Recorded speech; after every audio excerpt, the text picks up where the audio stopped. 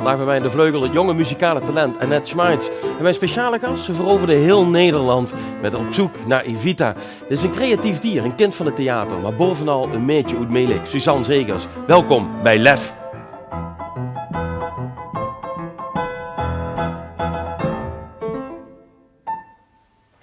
Dankjewel, Suzanne. Dag Suus, fijn dat je er bent. In hoeverre is Op zoek naar Evita nu bepalend geweest voor je carrière tot nu toe? Enorm. Ja, het heeft alles veranderd. Zowel voor mezelf als mijn carrière. Ja. Het heeft me op de kaart gezet. En wat heeft het voor jezelf veranderd? Dat heel je leven op zijn kop staat. En dat je er uiteindelijk achter komt dat je, nu wetende, dat je, ik in ieder geval het nodig heb om even het grote achter me te laten. Want je gaat daarna heel grote dingen doen. Om terug te komen naar hier, naar de kern. Zodat je weer nog mooiere muziek kan maken. Ja, is dat zo? Is het in het kleine dan de mooie muziek verscholen? Ja, voor mij wel. Nou ja, in de grote stukken ook, maar in de kleine zaaltjes eerst. Even terug naar die basis. Dan ga ik dialect praten, hè? Ja. Terug naar de basis. Even terug naar de basis. Ja, wat ook een basis is, dat is natuurlijk deze prachtige vleugel. Ja. En na de vleugel, Suzanne Hardik, iedere keer maak jij een keuze voor ons. Iedere keer kijken we er naar uit. Wat heb je voor ons uitgezocht en wat ga je voor ons spelen? Vandaag ga ik voor jullie spelen Gollywog's Cakewalk van Claude Debussy. Oké.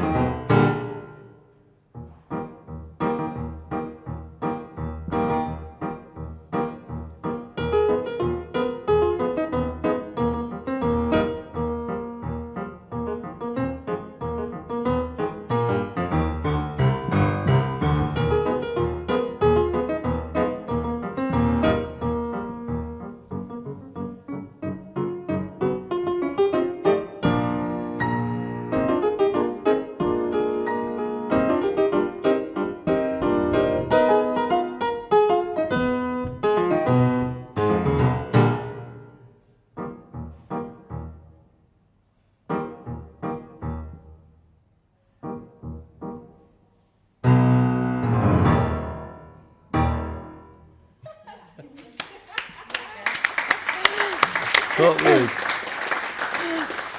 Suzanne, waarom heb je dit uitgekozen? Nou, klassieke muziek kan ook heel leuk zijn, swingend zijn. Het is een stuk geschreven wat hij voor kinderen heeft geschreven, die heeft opgedragen aan zijn zoontje. En het gaat over een gollywog. Dat is een zwart mannetje met zulke zwarte haren. En die danst. Er zit een cakewalk, want zo heet de andere titel. Dat was toen in de Amerikaanse tijden, in het begin 20e eeuw, een hele leuke dans. Met heel overdreven bewegingen. En die hoor je dus ook in dat stuk terugkomen. Ook ragtime invloeden. Dus ja, pam, pam, papa. Ja, is altijd een beetje grappig als jazz en klassiek elkaar beïnvloedt. Maar hier zit dus heel veel in dat stuk. En je ziet dat Debussy ook gewoon alles oppakt wat hij in zijn leven meemaakt om zich heen. En dat stopt hij allemaal in zo'n klein pianostukje. Dus ja, heel dat wilde ik jullie meegeven. Ja, heel erg bijzonder. Dank je wel daarvoor. Suus, bij jou als kind, je bent natuurlijk met dwarsfluit begonnen. Je zong al als klein meisje. Was het voor jou nou altijd die droom van, ik wil een ster worden? Nee, ik zat liever achter de piano, onder de piano, zodat niemand me zag als ik iets moest doen wat daarmee te maken had. Echt waar? Ja, zo was ik een heel sociaal, leuk, vrolijk, wapperend kind. Maar als ik moest gaan presteren tussen aanhalingstekens, vond ik dat verschrikkelijk. Ja. Dus ik heb eerst...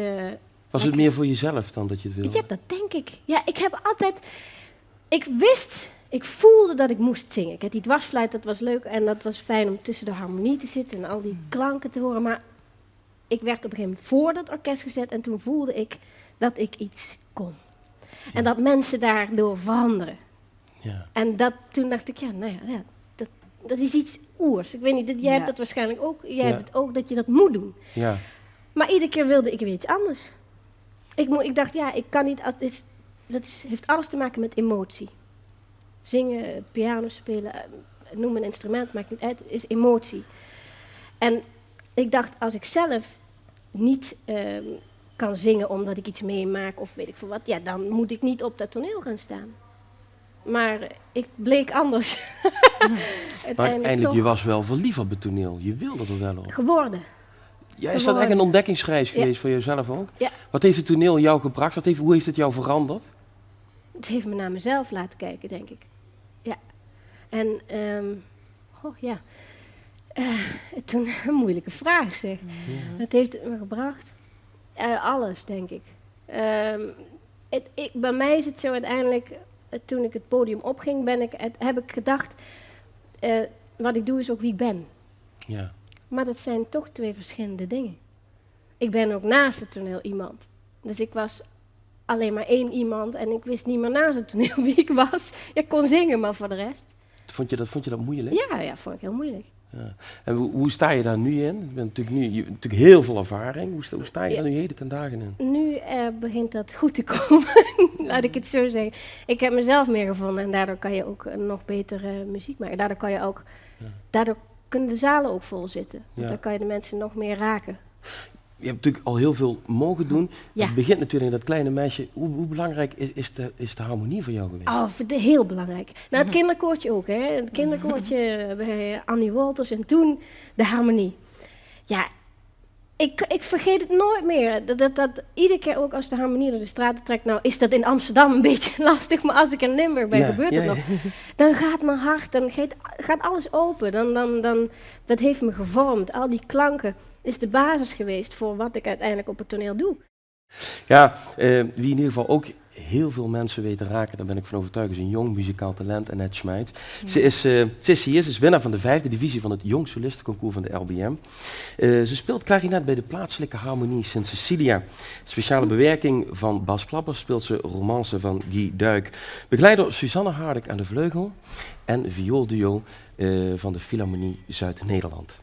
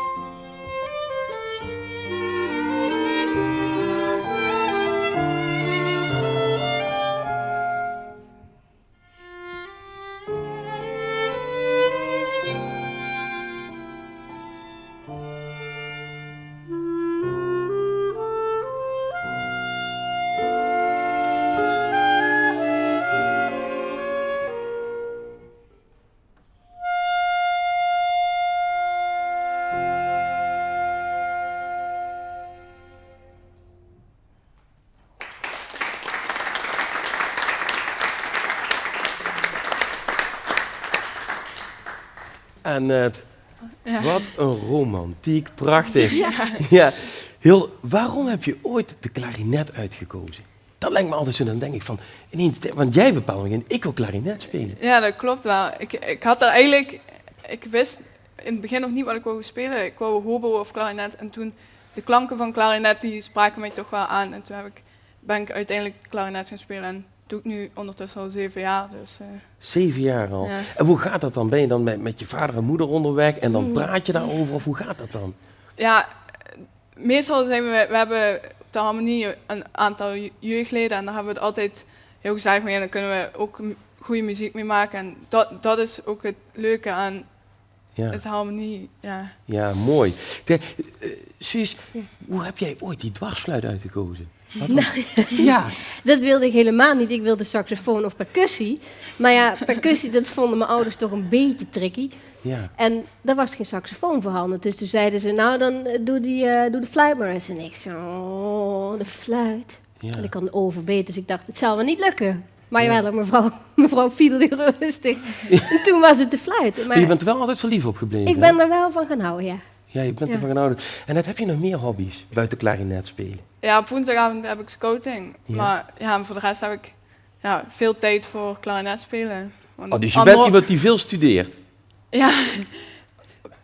Redelijk, ja. Nee, als dat niet... Ja. Je moet nu, ja, zeg, want pap en mam zitten hier ook in de zaal. Dus die- Ja, ik studeer wel genoeg om zo'n dingen te kunnen bereiken. Ja. En dan zeg je bereiken, want dat bedoel je natuurlijk ook op een concours. Want ja, is het niet doodeng om mee te spelen op zo'n kamer? Dat je denkt, Ja, mijn eerste concours was echt heel eng. Dat kan ik nog herinneren. En, maar je went er wel aan. Als je vaker meedoet aan zo'n dingen, dan ja, begint dat prettiger ja, te voelen. Ja, Ja. dat klopt. Maar zit je toch liever, zal ik maar zeggen, gewoon in het orkest? Dan Ja. dat je er echt solo voor staat? Ja, eigenlijk wel. Ik vroeg dat net aan, aan Suzanne ook. Hè. Hoe belangrijk is die harmonie nu voor jou? Hoe kijk je daar naar uit? Ja, dat staat bij mij best hoog. En het is altijd... Je hebt een passie en daar wil je ook voor gaan. En met harmonie kun je dat waarmaken of zo, ja. Ja, wat mooi. Wat mooi dat je er zo'n passie mee hebt. Nou, je hebt net, Suzanne natuurlijk fantastische pianiste. Maar je hebt ook daar met 2 prachtige violisten mogen spelen. Ja. Dat zeg je even. Ik zal het heel even uitleggen. Lei Wang is concertmeester van de Philharmonie Zuid-Nederland. Nou, en Corina Baldus is de aanvoerder van de 2e violen van de Philharmonie Zuid-Nederland. Dus ik denk dat er maar weinig meiden zijn van jouw leeftijd die met zo'n topbezetting hebben gespeeld. En ik ga nu heel even naar ze toe, want zij gaan iets voor ons spelen. En ik ben ontzettend benieuwd. Dus ik ga ze heel even vragen. En dan loop ik natuurlijk naar de concertmeester. Ja, de op één na allerbelangrijkste persoon van het orkest, denk ik wel. Wat gaan jullie voor ons spelen? We are going to play Gavotte from Sonata by French componist Jean-Marie Leclerc.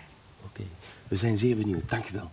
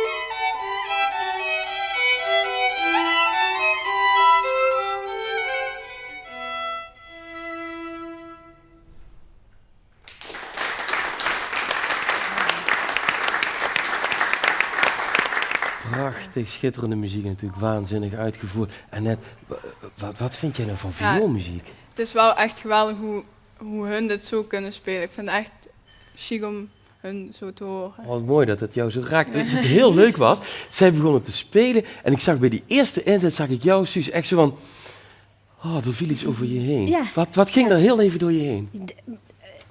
Goh, een traan, ik weet het niet. Ja. Meteen ontroerd. Eerste klank al, hè? Ja. Ja, Dat- ik zag het. Zij zette aan en ik Ja, zag het bij jou. Ja, maar dat heb ik met de viool en de cello. Dat gaat door merg en been. Jullie kunnen zingen met elke ader plus een instrument. Ja. Snap je? Ja. Ja, Suzanne, dat zeg jij eigenlijk ook altijd, hè? De viool is voor jou ook een bijzonder instrument. Ja, het raakt te snel van het gevoel. Direct, gewoon heel direct. Zo, het is ongelooflijk. Kan alleen met strijkers. Ja. Ja. Op die manier. Dat is echt Ja, dat geweldig. is natuurlijk fantastisch. Ja, nogmaals, heel hartelijk dank. Maar we komen straks nog terug voor de grand finale van Lef. Suzanne, jij hebt zelfs 2 jaar klassieke muziek gestudeerd. Ja, vooropleiding. Ja. Ja, waarom ben je daarmee opgehouden uiteindelijk?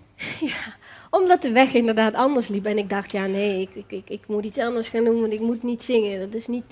Dat is het niet. Maar waarom? Wat voelde waarom kan Nou, ik zat op de vooropleiding van het conservatorium, was HAVO en conservatorium bij elkaar. En toen gebeurde er zeg maar iets drastigs in mijn privéleven, waardoor ik echt lam geslagen was, laat ik het zo zeggen. En wat is er dan gebeurd? Een dierbare van me kreeg een zwaar auto-ongeluk. En dat legde alles om, dus mijn emotie ook. Wat ik toen straks inderdaad al zei. Dus op jonge leeftijd leerde ik ervaren dat alles op slot kan gaan. En toen dacht ik, als ik dat niet kan, dan moet ik iets anders gaan doen. Maar die basis van dat klassieke, dat is heel goed geweest voor me. In hoeverre is muziek voor jou een helend ding op het moment dat je verdrietig bent? Alles. Ja? Ja. Ik denk niet alleen ik, maar ook anderen. Iedereen kan wel iets opnoemen, een stuk of waar ze aan refereren of dat ze graag opzetten als ze verdrietig zijn. Want dan kan je makkelijker laten gaan. Maar het is niet alleen als je verdrietig bent. Het helpt me ook als ik vrolijk ben. Ja. Dan zet ik weer iets anders op. Maar het is... Muziek, ja, dat zal jij ook wel ervaren, denk ik. Hoe jong ben je? 14. 14, ja, zie je. Ja. Ja, nou dan dat je, als je muziek... Wat ik al zei, het is gewoon pure emotie, laat ik het zo zeggen. Dus, En net, is dat dan voor jou ook zo dat als je zegt van... Als jij een keer verdrietig bent omdat Ja, zeker. pap heel streng is geweest, weet je wel, dat is toch meestal zo. Laten we eerlijk zijn. Heb je dan ook in traan dat je dan in muziek... Ja, de muziek kan veel met je doen.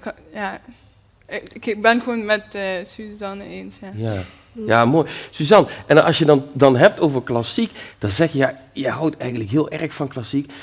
Maar je zei ooit eens een keer tegen mij, ja, maar geen Wagner. nee, Ja, maar waarom geen Wagner? het is zo zwaar. Dat is echt, gaat met dan weer een brug. En dat gaat maar door.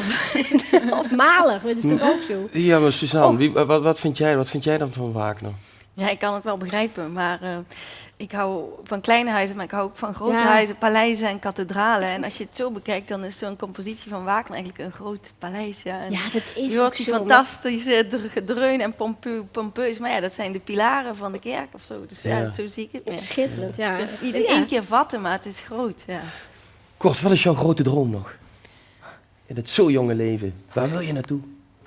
Ja, ik heb dromen met muziek. Ik hoop gewoon tot ik lang nog klarinet kan blijven spelen. En tot ik het... Hoop je er ooit je beroep van te maken? Nee, ik hoop eigenlijk dat het mijn hobby blijft. Ik wil er gewoon niet mijn beroep van maken. Nee, maar dat is ook een hele bewuste keuze. Ja. Maar, en Suus, wat is jouw grote droom nog? Oh, ik heb er zoveel. Voor nu, de komende paar jaar. Want ik weet niet hoe lang. Voor nu, de komende paar jaar, is toch mijn eigen voorstellingen kunnen blijven doen. Daar nog meer in kunnen groeien. En nog meer mensen raken. En daarna ga ik nog een boek schrijven. En ga ik nog grote workshops geven voor heel veel mensen. Ik kan al uren doorgaan. Een cd in het blad. Ja, maar vandaag gaan we afsluiten met jouw grote keuze, want we zitten ja. bij Lef. En jij hebt de keuze gemaakt. Wat ga je voor ons uitvoeren? Ja, de Jewel Song, Glitter and Be Gay uit Candide van Bernstein. Ik ben heel benieuwd. Het is heel spannend. Red, jij gaat ook misschien. Ga alvast naar de plek waar het allemaal moet gaan gebeuren. Ja, de Jewel Song, Glitter and Be Gay. Suzanne Zegers gaat het zingen. En het Schmeids op klarinet, Susanne Hardik aan de vleugel en het prachtige duo viool van de Philharmonie Zuid-Nederland. Ze spelen een bewerking van Bas Klappers.